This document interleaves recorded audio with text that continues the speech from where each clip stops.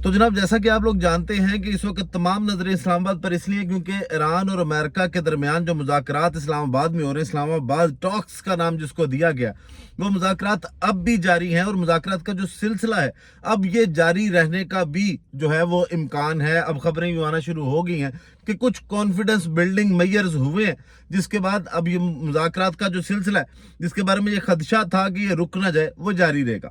लेकिन इस सब के दरमियान जो ये टॉक्स इस्लामाबाद में जारी थी, जो सबसे बड़ी खबर है अब तक की, वो सऊदी अरब की जानिब से आई है। और वो खबर कुछ यूं है कि जनाब अब जंगी हथियारों की भी एंट्री हो गई है। एक तरफ ये मुज़ाकरात, तो दूसरी जानिब अब साथ साथ जंग की भी शायद दोबारा तैयारियां की जा रही हैं कि शायद खुदा न खास्ता, अल्लाह ना करे कि ये मुज़ाकरात कामयाब नहीं होते तो फिर ये जंग बढ़ती हुई दिखाई दे रही है। दूसरी जानिब ईरान की जानिब से 4 सुर्ख लकीरें वो लगा दी गई हैं।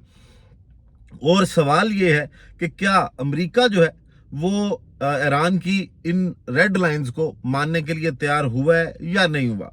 तो जनाब, सबसे पहले अगर बात कर ली जाए इस्लामाबाद टॉक्स की, उसके बाद जो सऊदी अरब से एक बड़ी खबर है जिसमें पाकिस्तान की जानिब से अभी तक मुकम्मल सन्नाटा है। हालांकि पाकिस्तान का इस पे रिस्पॉन्स आना चाहिए, लेकिन इस सन्नाटे से भी यूं लगता है कि अगर अल्लाह ना करे ये मुज़ाकरात कामयाब नहीं होते तो उसके बाद मामलात जो हैं वो मजीद बिगड़ सकते हैं और ये खित्ता जो है ये मुश्किल में पड़ता दिखाई देता है। और ना सिर्फ ये खित्ता बल्कि पाकिस्तान के लिए भी मुश्किलात में शायद इजाफा होता दिखाई देता है। अगर अल्लाह ना करे, फिर मैं ये कहता हूँ कि ये मुज़ाकरात जो हैं ये कोई नतीजा खेज मुज़ाकरात साबित नहीं होते। इससे कोई जंग बंदी जो है वो कायम नहीं रहती। जंग बंदी जो 15 दिन की अभी की गई है उसमें अगर इजाफा नहीं होता, उसकी मुद्दत नहीं बढ़ाई जाती, तो फिर मामलात जो हैं वो खराब होते दिखाई देते हैं। अब सऊदीया वाली खबर पे जाने से पहले जनाब इस पर आए तो पहले तमाम मीडिया जो वेस्ट का था या ईरान का था वो ये कह रहा था कि ये मुज़ाकरात जो हैं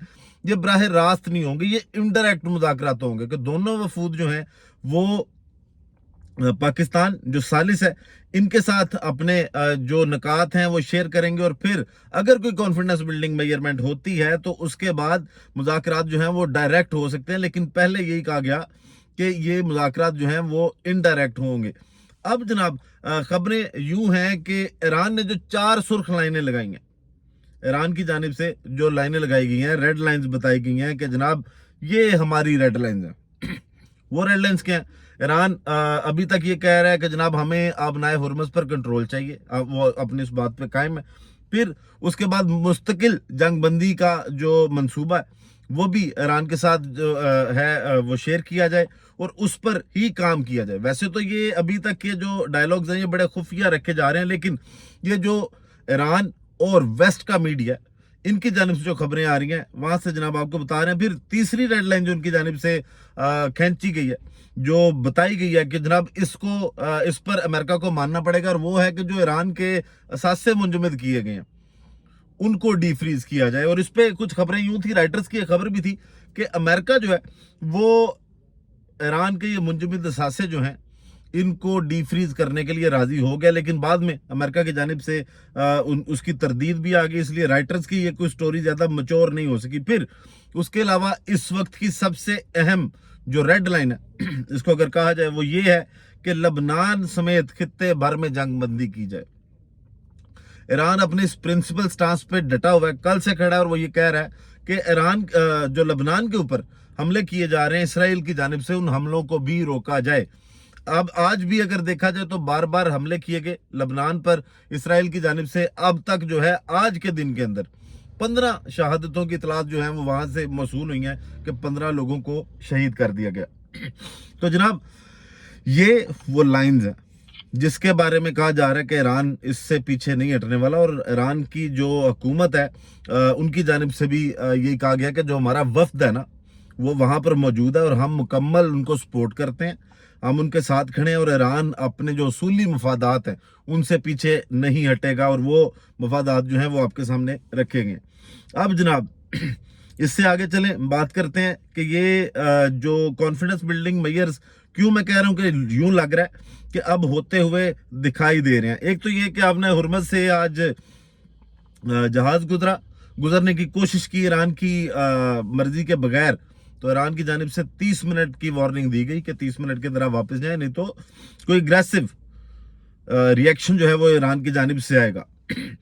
तो जनाब ये फिर उसके बाद उस जहाज को वापस जाना पड़ा। फिर ये सारा जो कुछ वहां पर हुआ, इसके बाद अगर ये कहा जाए कि जो मैसेज है वो वहां से दोनों जो अफ्रीकैन ईरान और अमेरिका, उनको पहुंचा दिया गया कि अपनाए और पर अभी तक जो है वो यही सारा कुछ हो रहा है। अब पहले जनाब एक दौर हुआ जिसमें बराह रास्त मुज़ाकरात हुए ईरान और अमेरिका के वफूद के, और उसके बाद फिर इनकी टेक्निकल टीम्स 2 घंटे के वक्फे के बाद तकरीबन वो बैठी और वहां पर जनाब बातचीत हुई, जिससे यूं लगता है कि दोनों जानिब से जो है वो ये पूरी कोशिश की जा रही है कि ये जंग रोक दिया है। लेकिन एक खदशा वही है कि इसराइल की गारंटी कौन देगा, उस पर भी बात करेंगे। लेकिन यहां पर जनाब अगर आपको बताएं तो अल जजीरा की जानिब से भी ये कहा गया कि बरह रास्त मुज़ाकरात जो हैं वो किए जा रहे हैं।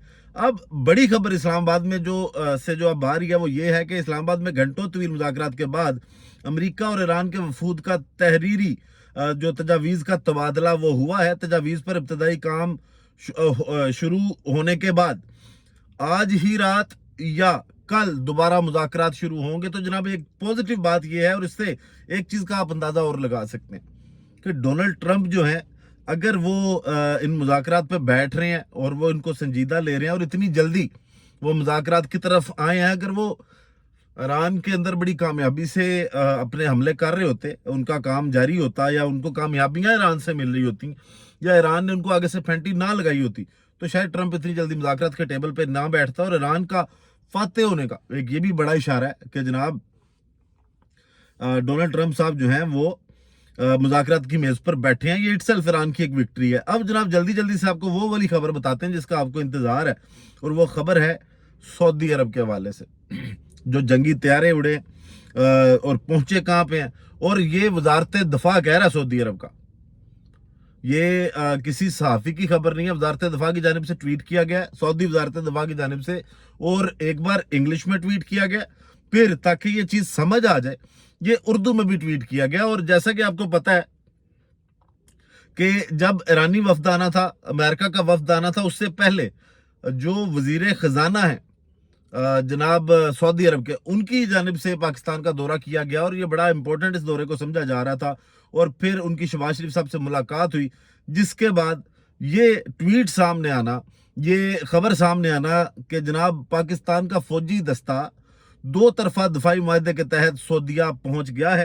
ये सऊदी वजारत दफा की जानब से ट्वीट किया गया, और वो कहते हैं कि सऊदी के पाकिस्तान का एक फौजी दस्ता 2 तरफा स्ट्रेटेजिक दफाई मुआहदे के तहत किंग अब्दुल अजीज एयरबेस पहुंच गया है। अब इस पे जनाब जो एक्स में उन्होंने बयान जारी किया वो बड़ा डिटेल से जारी किया गया। उसमें वो कहते हैं कि सऊदी वजारत दिफा ने बताया कि दोनों बरादर ममालिक के दरमियान तय पाने वाले मुश्तरका स्ट्रेटेजिक दफाई मुआहदे के तहत इस्लामी जमहूरिया पाकिस्तान का एक फौजी दस्ता मशरकी इलाके में वाक़या किंग अब्दुल अजीज एयरबेस पहुंच गया। सऊदी वजारत दफा के मुताबिक ये पाकिस्तानी दस्ता पाक फजाइया के लड़ाका और मुआवन तैयारों पर मुश्तमिल है, जिसका मकसद दोनों मालिक की फौज के दरमियान फौजी तावन को मजबूत बनाना, अमली तैयारी की सतह को बुलंद करना और इलाकाई आलमी सतह पर अमन व इस्तेहकाम को फ़रोग देना है।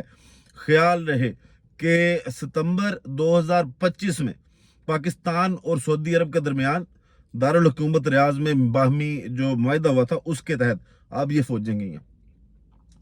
सऊदी वजारत दफा अगर इस पे ट्वीट कर रहा है, बता रहा है, तो पाकिस्तान में इतना सन्नाटा जो है वो होना नहीं चाहिए था, कोई ना कोई इस पे बात करनी चाहिए थी, लेकिन शायद अभी बात की नहीं जा रही। और यहाँ पे खदशा ये है कि अल्लाह ना करे ये मुज़ाकरात अगर कामयाब नहीं होते तो फिर मुश्किलात बढ़ सकती हैं। वही आपको शुरू में भी बताया था कि ये मुज़ाकरात कामयाब होना पाकिस्तान के लिए भी बहुत ज़रूरी है। और एक इसी से जुड़ी खबर सऊदी अरब से ही और कतर से कि जनाब तुर्क मीडिया ये कह रहा है तुर्क मीडिया ये कह रहा है जनाब कि सऊदी अरब और कतर पाकिस्तान को $5 अरब की माली इमदाद फराहम करेंगे। इमदाद मुत्तहिदा अरब अमारात को कर्ज की अदायगी के तनाजुर में दी जाएगी। तो जनाब इन दोनों खबरों को आप कनेक्ट करें और फिर देखें कि पाकिस्तान को आगे जाकर किन मुश्किलात का सामना हो सकता है और फिर प्रेशर किस कदर बढ़ सकता है इस हुकूमत पर। और ये सेटअप इसलिए दुआ यही करनी चाहिए कि जो ये टॉक्स हैं ये कामयाब हों और पाकिस्तान को भी इसके बाद आसानी हो, कामयाबी मिले। वीडियो का इख्तिताम करते हैं इसी दुआ के साथ कि अल्लाह ताला पाकिस्तान पर अपनी रहमत नाजिल करे। पाकिस्तान जिंदाबाद।